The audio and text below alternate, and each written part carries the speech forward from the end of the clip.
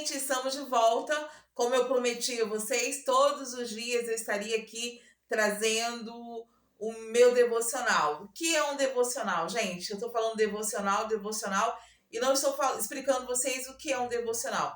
Devocional é quando você para um momento do dia para você ler a Bíblia, pedir sabedoria a Deus e entender aquilo que a Bíblia está falando.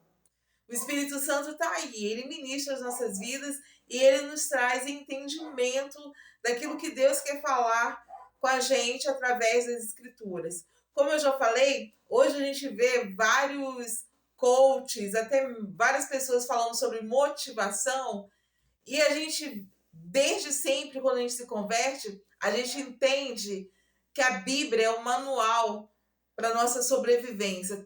De todos os assuntos que a gente precisa saber, a Bíblia, ela te traz o ensinamento. E eu coloquei no meu coração de todos os dias estar aqui trazendo meu devocional. E hoje, como ontem eu falei de Mateus 15, hoje eu vou falar de Mateus 16. O que diz Mateus 16? Mateus 16 fala da essência de Cristo, a identidade de Jesus, o discipulado e a autoridade da igreja. Logo no início do capítulo, a gente vê os fariseus e os saduceus confrontando Jesus, querendo saber dele, para ele dar um sinal para provar que ele é o Messias.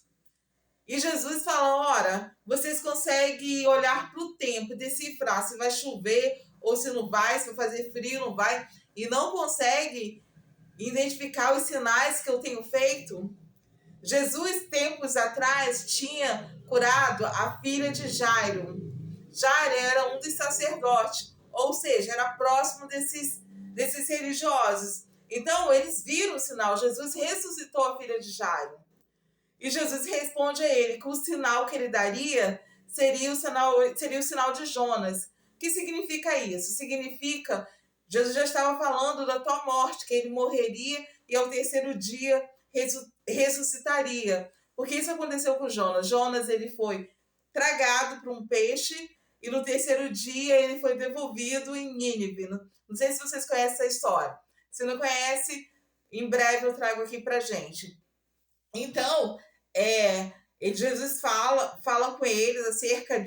Logo após esse confronto, Jesus chama os seus discípulos para atravessar para o outro lado do lago. E Jesus começa a falar com eles, a conversar com eles, cuidado com o fermento dos fariseus. E os discípulos ficam conversando entre eles, eles ficam achando que Jesus está falando sobre os pães, que eles acabaram esquecendo do outro lado do lago. E Jesus fala, vocês não entendem o que eu estou falando? Está há tanto tempo eu estou falando e vocês não estão entendendo o que eu estou falando? Aquilo dali, Jesus estava falando sobre ensinamentos errados, doutrinas erradas, que os fariseus e saduceus ensinavam. Quando ele falava do fermento, estava falando para as pessoas não se alimentarem, para os discípulos não se alimentarem daqueles ensinamentos distorcidos, aqueles ensinamentos que as pessoas estavam usando, não para levar as pessoas a conhecerem mais de Deus, mas sim para os seus interesses próprios. Não diferente dos dias de hoje. Hoje em dia, tem muita gente que utiliza o evangelho para justificar as coisas erradas que eles fazem ou para tirar alguma vantagem. Então, não tem nada diferente dos dias de hoje. E Jesus estava falando acerca disso, para tomarem cuidado com ensinamentos errados. É nesse capítulo que a gente também vê Jesus falando que aquele que perde a sua vida por amor a ele, achá-la-á. Quando a gente vê essa questão de perder a vida, a gente começa a analisar, mas como que significa? Que a gente não tem o entendimento, a gente pensa, nossa, o que isso significa? Perder a vida significa você negar o teu egoísmo, o teu achismo, a tua vaidade, entendeu? E você viver uma vida que condiz com o ensinamento de Cristo. Nesse capítulo, a gente também vê a identidade de Jesus.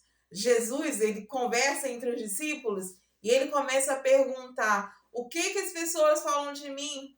Aí ele fala, alguns falam que você é Elias, alguns falam que você é João Batista reencarnado, ou que você é algum outro profeta. E Jesus pergunta: e vocês? O que vocês acham que eu sou? E Pedro responde: você é o Messias, o Filho do Deus Altíssimo. Ali Jesus dá a autoridade e a identidade do que é a igreja cristã hoje em dia. Aquilo que é pregado nas igrejas, que Jesus é o quê? Ele é o Messias, o Filho do Deus vivo. Então, ele dá a chave ali daquilo que é ensinado em todas as igrejas. Que Jesus é o Messias, que Jesus veio, morreu em nosso lugar, Jesus levou os nossos pecados, Jesus tem um propósito e um plano na vida de cada pessoa.